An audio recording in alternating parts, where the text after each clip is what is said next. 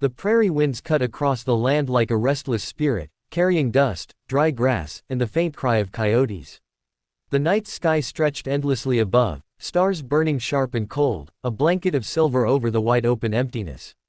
Jack Callahan rode slow, his horse's hooves thudding soft in the dirt as he made his last round along the ranch fence line. Jack was a man molded by hardship, broad-shouldered, with weathered skin tanned by sun and wind, his dark eyes sharp from years of scanning horizons for trouble. The West had no mercy, and neither did he, or so people said. He lived by routine, by grit, and by a simple rule: you took care of your land and kept to yourself. But that night, the silence broke. At first, he thought it was the wind, a faint, broken noise carried across the barren fields. But then it came again, louder this time, jagged with pain. "Please, I'm begging you." The sound sliced through him like a knife. He pulled the reins, his horse snorting, ears flicking toward the barn. Jack's instincts flared. Trouble didn't just wander onto a man's ranch, not unless fate had pushed it there. Sliding from the saddle, his boots hit the dirt with a thud. He moved quick but cautious, his hand brushing the revolver at his side as he strode toward the shadows of the barn. The lantern by the corral cast long, shaky light across the ground. That's when he saw her. A figure crumpled in the dust. She was on her knees, her dress torn to ribbons, hair tangled and matted with blood.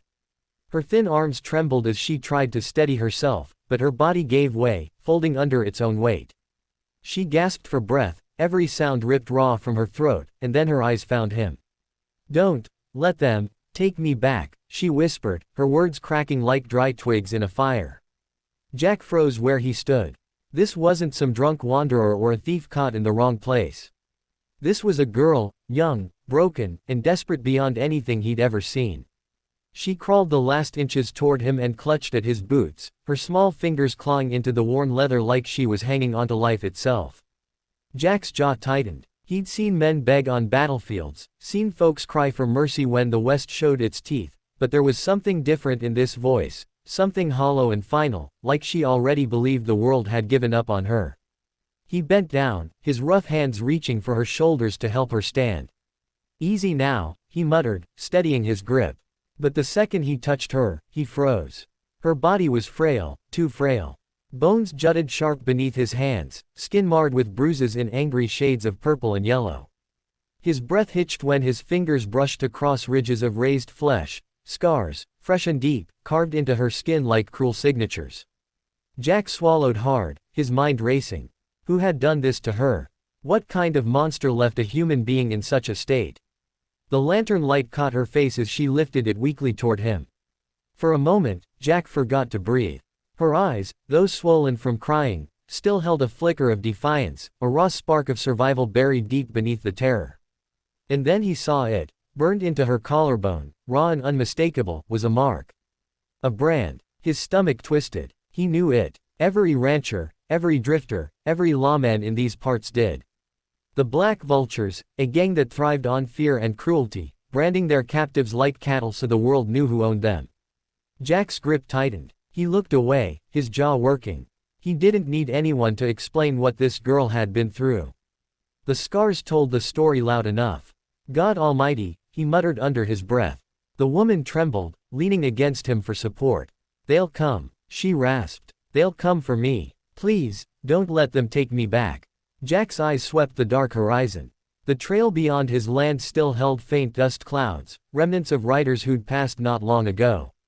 His gut turned cold. She hadn't stumbled here by accident.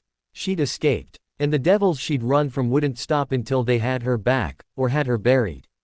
He could feel her weight sagging against him, like she'd been carrying the world too long and now she had nothing left to give. Jack wasn't a man known for softness.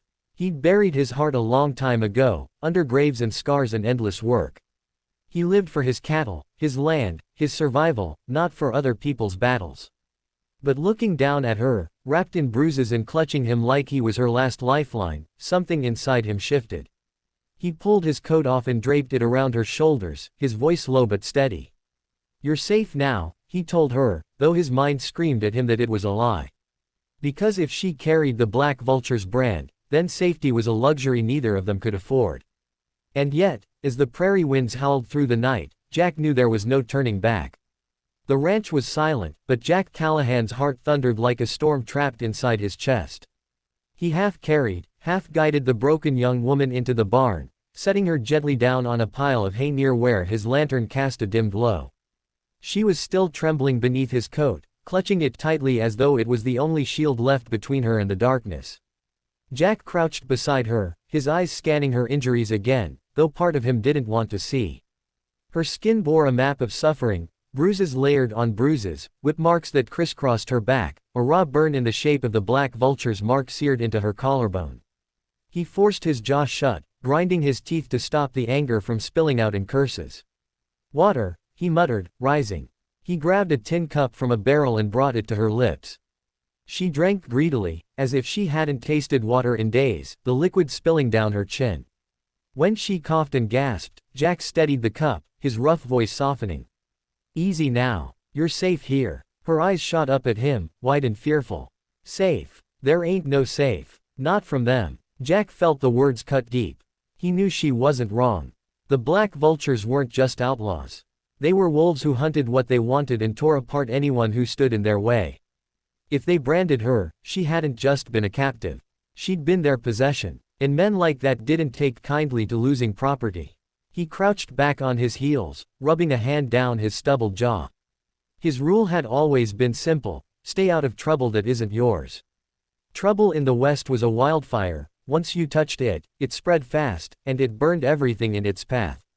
But then her voice cracked through the silence, ragged and final. "Then kill me now," she whispered, her eyes wet but burning with desperation. "I'd rather die here than go back to them." Jack's breath caught. He'd seen death before, too much of it. Men begging for it on the battlefield, outlaws daring him to deliver it in standoffs. But never had he seen someone so young, so fragile, speak of it with such certainty. She wasn't bluffing. She wasn't pleading for comfort. She truly believed death was the only mercy left for her.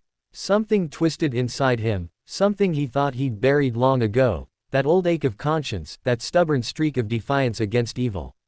He reached down, pulling the coat tighter around her shoulders, and shook his head. "No one's killing you," he said firmly. "Not while I've got breath in me." Her body shook with quiet sobs, but she leaned into him, like her spirit couldn't quite believe his words but her body wanted to trust. For the first time in a long while, Jack felt the weight of another human being depending on him. And it lit a fire in his chest that no wind could blow out.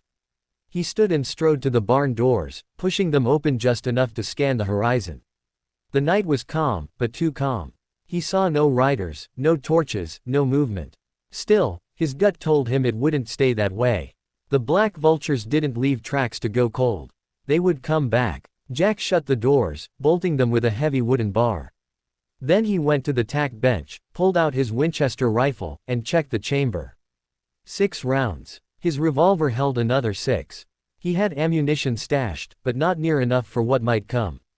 "You got a name?" he asked, returning to her. She hesitated, then swallowed. "Clara." Jack nodded once. "Clara, you listen to me.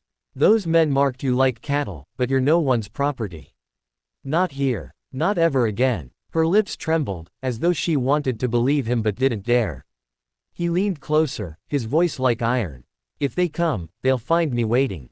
And I ain't never lost a fight on my own land."